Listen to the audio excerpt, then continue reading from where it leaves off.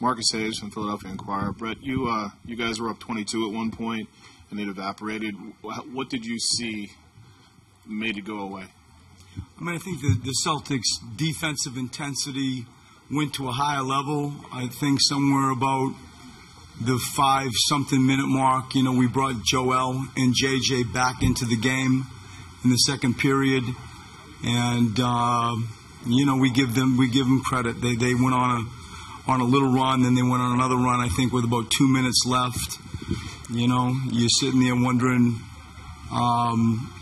matchups. You're thinking about timeouts. You're thinking about all of it, and I feel like if I had to do it again, I would do the same thing. I would have had the same people in the game, trying to, on the road, make sure you have an ample amount of timeouts. It's going to be a close game, and that's the decision I made.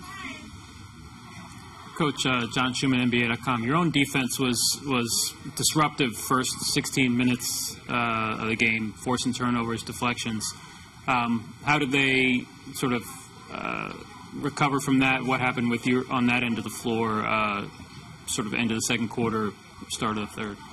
Yeah, I mean, I think their speed at times does bother us, and obviously, the matchup with Al is a tough one for us and for most of the league. I think in general, you go have a strong look again at the three-point line, their three-point percentage. But to your point, I feel that their scoring came with attacking us off a dribble, and really collapsing our defense. And we give them credit where they found open three-point shooters. Brett, what did you think of the way Ben played, and do you think the physicality of how Boston's playing him, Marcus Morris in particular, is affecting him? I think the way Boston is guarding us in general is something that I respect. Like I've said, every time either pre or post game, and when I see you at our practices, I kind of am redundant. I say the same thing. They are elite guarding their own men, and I think there's a physicality and a switchability that they got apples for apples on many, many different matchups. And with Ben, I give them credit. They do a good job defending him. There is an element of physicality that I feel that they have applied to all of us. And tonight, Ben struggled, as we see. But I give Boston's defense a lot of credit and respect. Brett, you said that you wouldn't really make any changes with regards to who you played, timeouts, all that. But the moment in the second quarter where they're on that run where they really took the game back, what's the thought process there behind not calling a timeout and sort of that you trust your veteran? I trust my players that they have shown that they can hold on to stuff, that they know how to stay organized, and they've shown that over the past third of the season.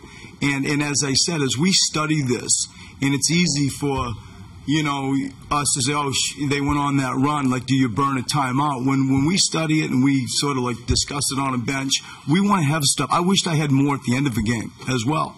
And so I feel like when you started subbing that we were going to be able to hold the fort. In retrospect, we didn't. Would have timeout have fixed it? I don't think so.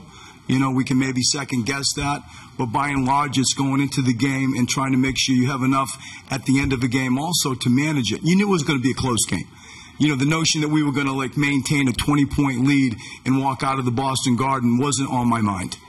That wasn't on my mind. I felt like we did to them, they were going to do to us. Runs were going to be had.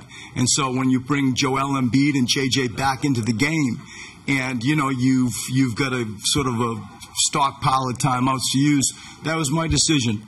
And as I said, as I sit here, I'd do it again.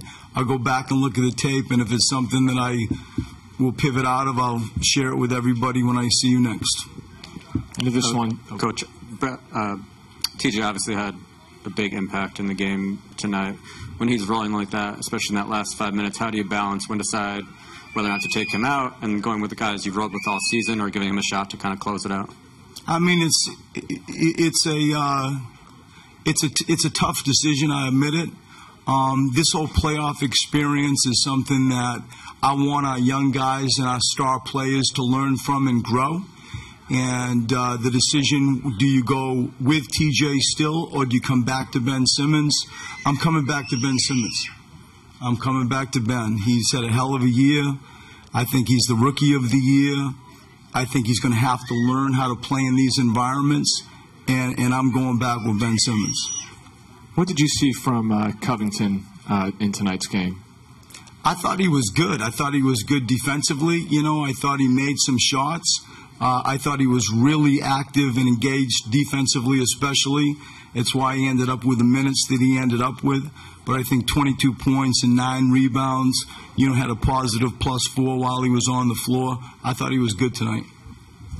Coach Mark D'Amico, Celtics. A tough result for any team to handle, but for a young team, when you walk into that locker room after that game ended, what is the message that you deliver to your players? That you move on. Nobody's crying. We're not begging for anything. We're going to walk out of Boston knowing they did what they had to do. They won 2 games at home, and we're going to have to reciprocate. And the thing that I don't want is and there won't be, there's not going to be a pity party. We're not going to sit in there and, have a bunch of second thoughts or second guesses. I'm not going to let them. And neither am I going to let the coaching staff. We'll figure out things we have to do to win and improve, but we're going to walk out of here and figure out a way to get back on track. They did what they had to do, and we give them credit, and we look forward to coming back and playing in Philadelphia. Jared Weiss, The Athletic. In Game 1, Al Horford was able to get mismatches in the post off of screens at the end of the game. Tonight, he was able to attack Joe straight on. What do you think worked and didn't work for defending the pick and roll with Horford tonight, and what are you trying to build on for the next game? I thought we did a pretty good job for the most part of staying in front of people. That matchup that you just said, that instance that you just said, I think it brought it to 106, 101. It pretty much sealed the game, that catch-go that Al did. And I think in general, you get decisions to make on how you guard Al Horford in a pick and roll. And it's really hard because sometimes you saw we started blitzing at the end of the game and, just trying to bring a lot of people back over to the ball, wherever Al picked in part from. But I think, the decision of do you late switch him, do you play him straight up, do you hedge and go back, that's always a hard decision. I think that play that you're talking about, we give Al credit. That was a tough closeout for Joel, and Al attacked it, and I think it sealed the game. Thank you.